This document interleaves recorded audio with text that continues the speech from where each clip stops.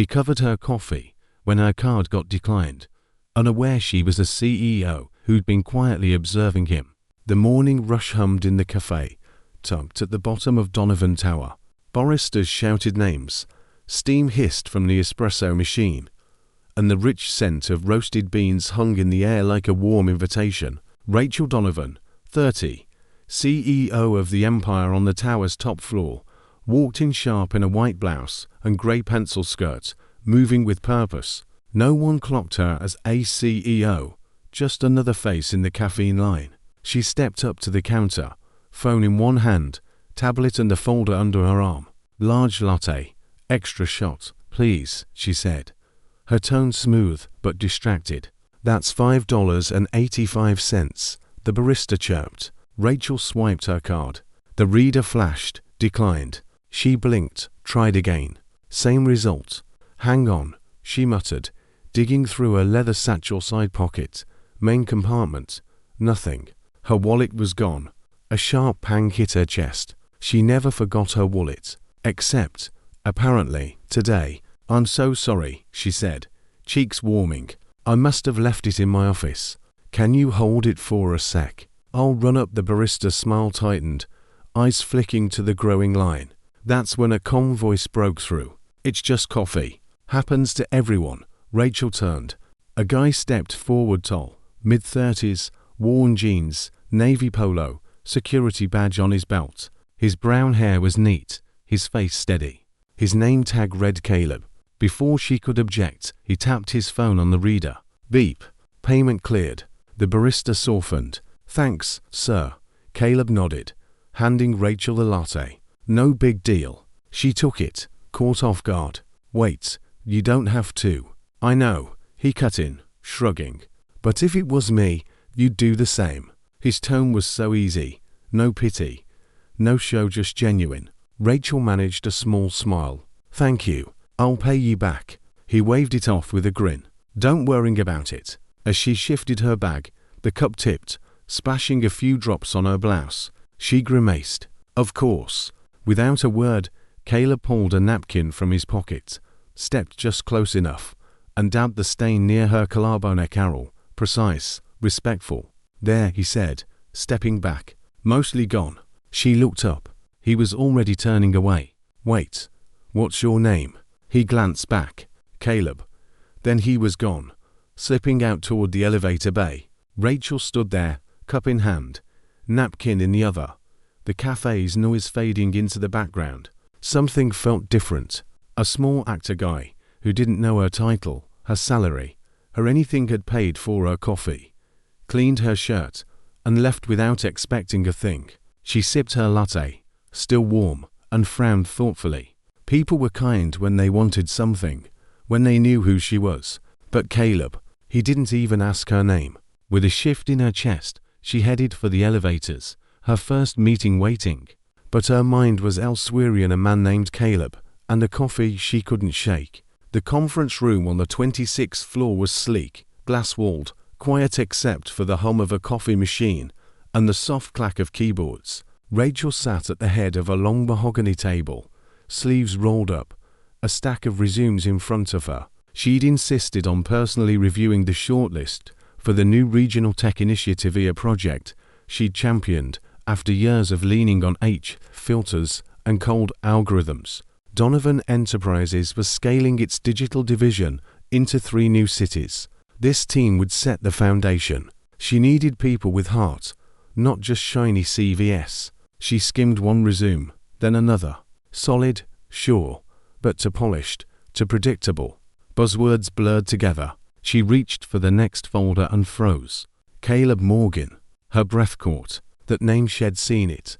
Not in the approved pile, but in the rejections. She dug through the discard stack, finding his file marked in red. Employment gap.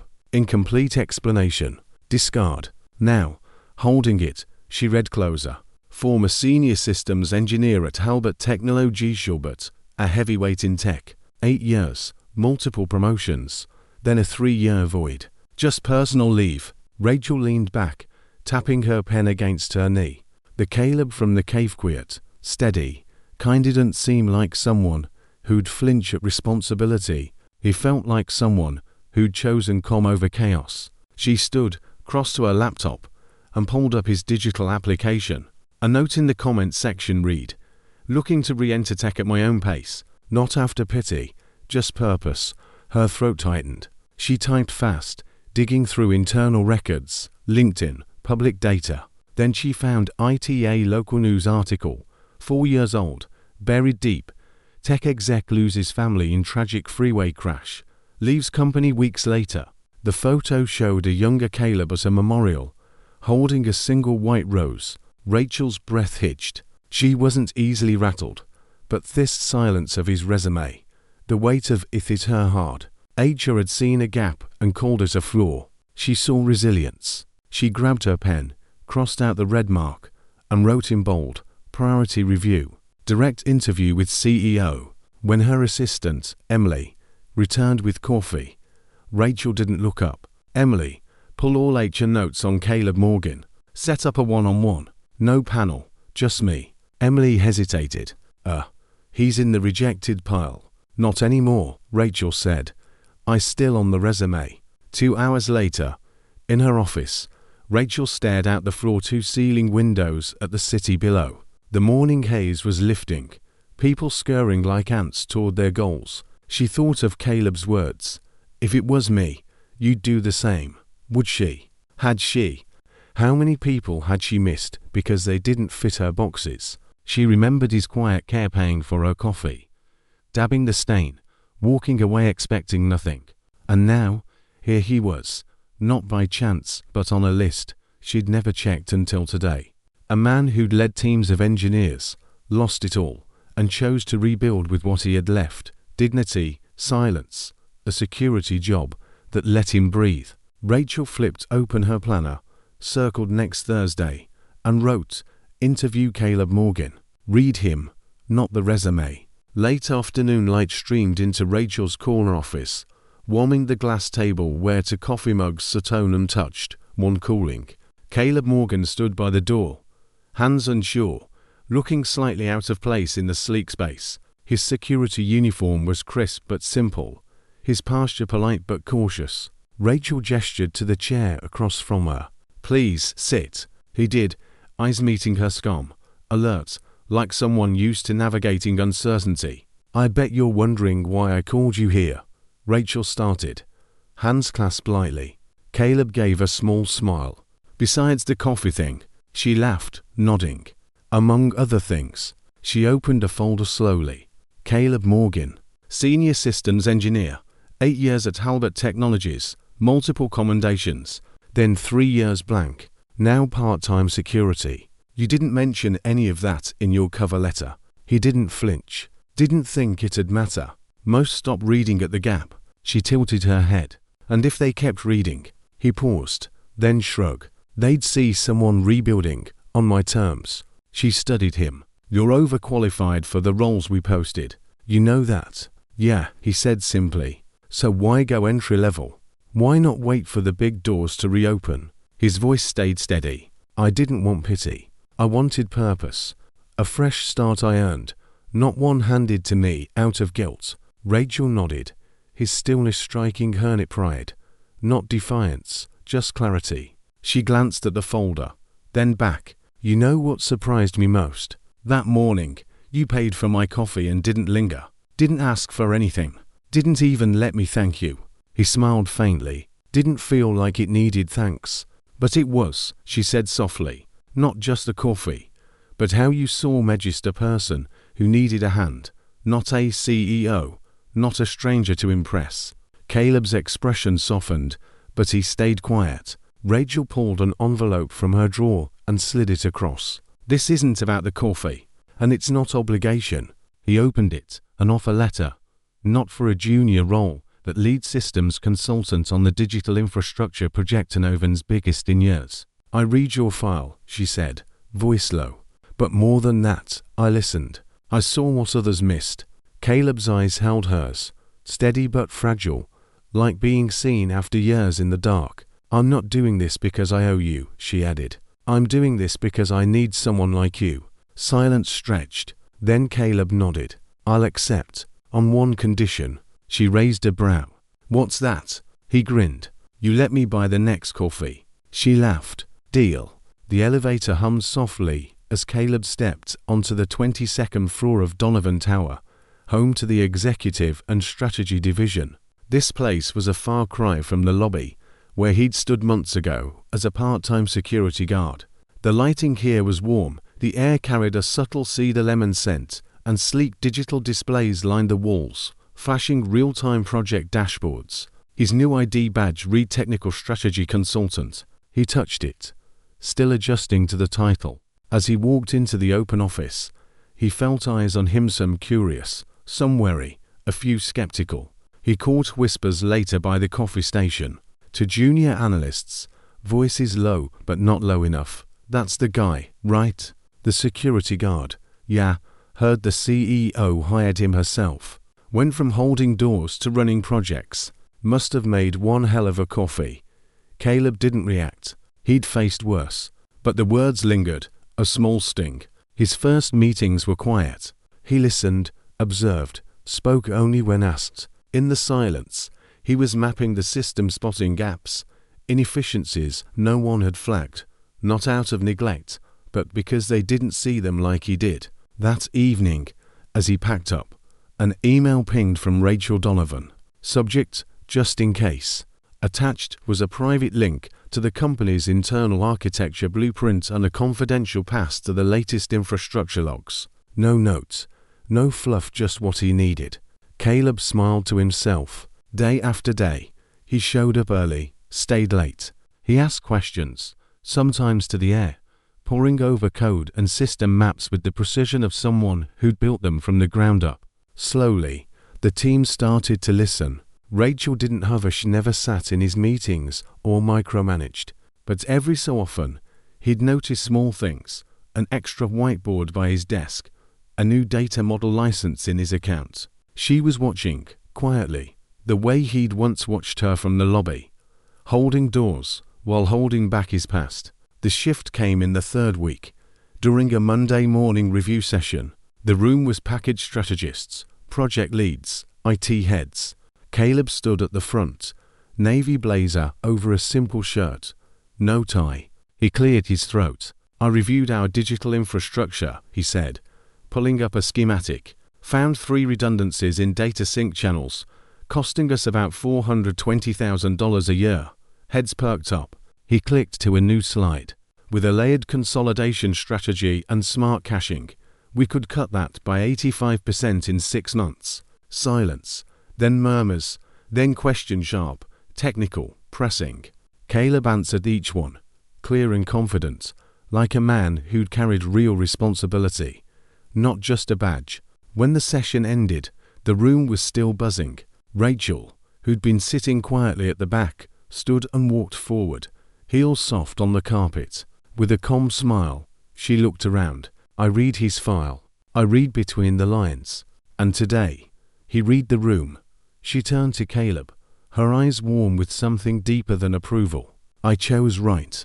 Applause broke out, not loud, but real. Caleb didn't grin, just nodded and packed up his notes. Inside, though, something shifted. The floor didn't feel so lofty anymore. For the first time in years, he wasn't borrowing space, he was building something his own.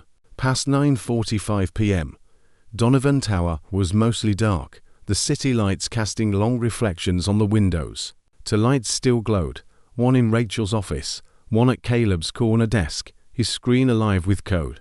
Rachel had been staring at the same financial report for 20 minutes, temples throbbing. Her blazer hung over her chair, heels kicked off, hair slipping from its twist. It had been a brutal day: budget cuts, a tense investor call, 3 back-to-back meetings with no breather. She didn't notice Caleb until a soft knock on her glass door. She looked up, no one. But on her desk sat a white mug, steam curling from chamomile tea, her favorite. Next to it, a folded note in steady handwriting. You look tired. The world can wait. She stared, something catching in her chest. No one had said anything like that to her in years. Everyone assumed she could handle it all, she always had, never showing cracks. At the top, kindness often got traded for expectations. She glanced toward Caleb's desk, but his light was off. He'd left, silent as always. The next morning brought a corporate storm. A leaked memo sparked chaos among regional teams. The media pounced, and speculation snowballed. In the emergency meeting, Rachel sat at the head of the table, spine straight, jaw tight, fielding pointed questions. How'd this happen on your watch? Shouldn't we have better controls? Is leadership even aligned? The words were professional but sharp, laced with blame. Her knuckles whitened around her pen. Then Caleb spoke.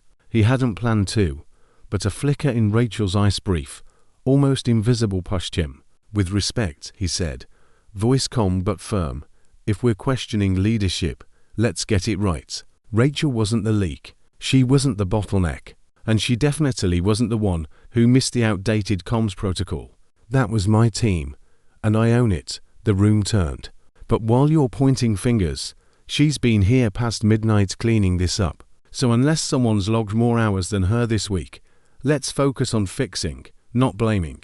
A beat of silence. Rachel spoke, her voice softer but steady. Thank you, Caleb.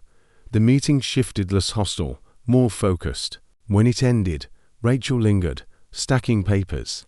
Caleb waited by the door. She looked up, her guard down. Warmer. Why'd you do that? She asked quietly. Because you were alone, he said. And I know how that feels. She crossed her arms, not defensive but open. You think that's enough? Just showing up, he nodded. It's where everything starts. For once, Rachel didn't have a quick reply. She just looked at him, really looked, and saw someone who reached her not through power or strategy, but through quiet presence. Later that night, she reread his note. You look tired. The world can wait. And maybe, just maybe, it could. The grand ballroom of Donovan Corp's 10-year anniversary gala shimmered under crystal chandeliers. Executives, investors, and colleagues mingled, raising glasses to a decade of growth and innovation. A string quartet played softly near the dais, the vibe polished and celebratory. Rachel Donovan, in a midnight blue gown that caught the light with every step, moved through the crowd. The dress's deep back revealed a sliver of skin, her blonde hair falling in loose waves. She looked every bit the confident CEO, but beneath the poise, she carried the night's weight. Every detail, from the lighting to the speeches, had her touch. Still, something felt distant, like she was watching it all unfold from the outside. Caleb Morgan stood near the service doors, dressed in a simple black tuxedo. Understated, no flashy extras.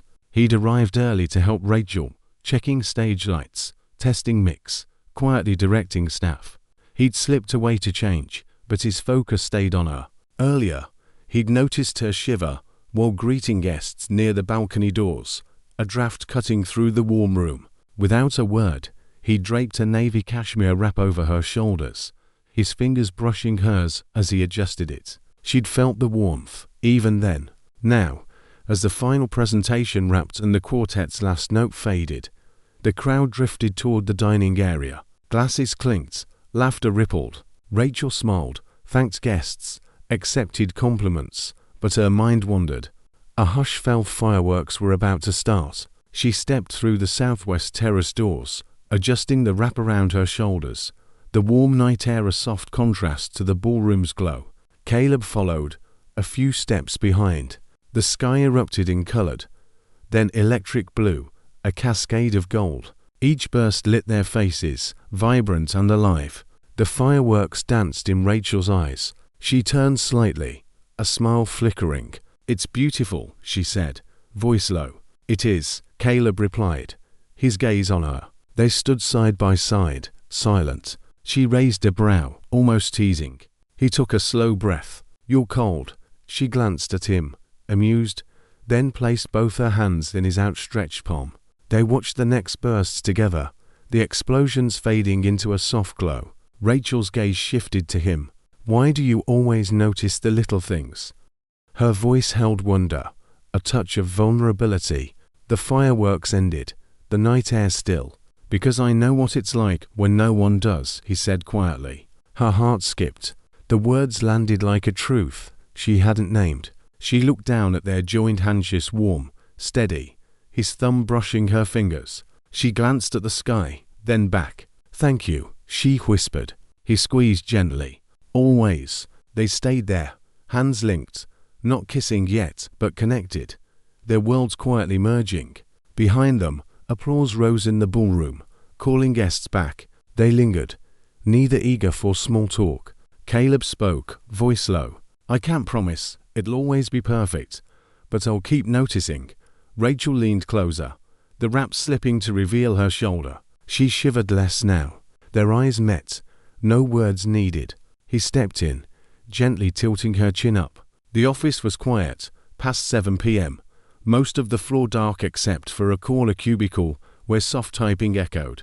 Caleb, grabbing a forgotten folder, paused. Inside sat Mia, a young analyst, face pale, eyes red from tears she thought were hidden. He leaned against the cubicle's edge. "You okay?" She startled, wiping her cheeks. "Yeah, it's nothing." He didn't push, just sat across from her and waited. After a moment, she spoke. "I screwed up a report. It's gonna tank next week's client pitch. I don't know if I belong here." Caleb nodded. "You think the rest of us never mess up?" She blinked, surprised. "But you're so calm, like you've got it all together." He smiled faintly. "I was an engineer. Once shipped an update that crashed a platform for 3 days. Thought I'd never get another shot. What happened?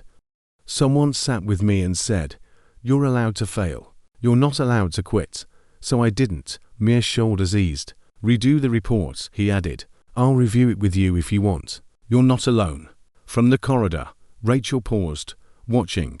Caleb's quiet presence shifted Mia from defeat to resolve. It wasn't loud, but it was leadership, real. Later, walking out together, Rachel spoke. "You make me rethink how I lead." He looked at her. She went on. "I thought leadership was about being out front, but maybe it's about walking beside people." Caleb smiled, hands in his coat pockets. "It doesn't start with power. It starts with being there." They reached the curb. Her car was in the shop, so he offered a ride. She nodded. In his car, city lights flickered past. Rachel leaned back, sighing. "You're right. You don't have to say much to change things for someone." He glanced over. "Neither do you." She smiled. "You notice more than people think." "I used to miss things," he said softly. "Now I try not to." The car grew quiet, soft music humming. Traffic slowed, and Rachel's eyes fluttered shut, the week's weight settling. Her breathing evened, head tilting, hair brushing her cheek. At a red light, Caleb glanced over. A few strands of her hair caught at her lips. He lifted a hand, paused, then gently brushed them away. Something stirred in him, not a fleeting spark, but a deep recognition, like finding something he'd thought was gone forever. Rachel stirred, eyes opening. For a moment, they held each other's gaze, his hand still near her cheek. "Sorry," he said, pulling back. "Your hair." Her face warmed, but she didn't look away. "It's okay." The air shifted, something unspoken taking root. At her building, he opened her door. She stepped out, turning back, her look softer. "Thank you for tonight, for earlier, for seeing people." He nodded, understanding. As she climbed the stairs, she glanced back. He stood there, hands in his pockets, watching, not possessive, but present. Inside her apartment, Rachel leaned against the door, hand on her chest. It wasn't just gratitude. It was something no boardroom or seminar had taught her. She smiled. Some lessons only come from someone who's lived them. The auditorium buzzed with applause as Rachel took the stage. Behind her, a screen displayed Donovan Corp's logo and the title of her year-long passion project, The Second Door, Hiring Without Bias. It had grown from a pilot to a national conversation. In a navy pantsuit, hair pinned back, she spoke calmly. "I'm here not just as a CEO, but as someone who got a second look. Sometimes, the best resumes are the ones we almost overlook." This isn't about charity, it's about finding value in quiet places, in quiet people. Applause roared, cameras flashed. Her name was on the certificate, her photo set for Industry Mags, but Rachel's eyes scanned the back of the room. Caleb stood near the exit, out of the spotlight, where he liked it. Their gazes met. She gave a small nod. Later, as the crowd thinned, she found him by the lobby's glass windows. "You stayed back," she said. "Always do," he replied, smiling softly. She stepped closer. "You're why I was up there tonight." He shook his head. "You were always gonna get there." Rachel took his hand. "I don't love you because you helped when my card declined. I love you because you're kind when no one's watching." His fingers tightened around hers. He didn't need to say it back. Stillness between them said enough. Later, at the same coffee shop where it all started, the sidewalk gleamed wet from rain. They ordered red her latte with oat milk, his black. The barista grinned, vaguely recalling them from a news clip. Rachel held up her card, smirking. "What if it gets declined again?" Caleb leaned in, voice low. "I'll cover it. Some habits die hard." She paid, the machine beeping approved. They laughed. But then she grew quiet, staring at her coffee. "Sometimes I wonder what if you hadn't been behind me that day. What if you'd looked away?" Caleb leaned back. "We'd have met anyway. Kindness doesn't need perfect timing, just to people who see each other." She nodded. Outside, a breeze passed. Inside, the coffee's warmth and soft music held the weight of a year's change. Rachel reached across, her hand over his. "This," she whispered, "was never just about coffee."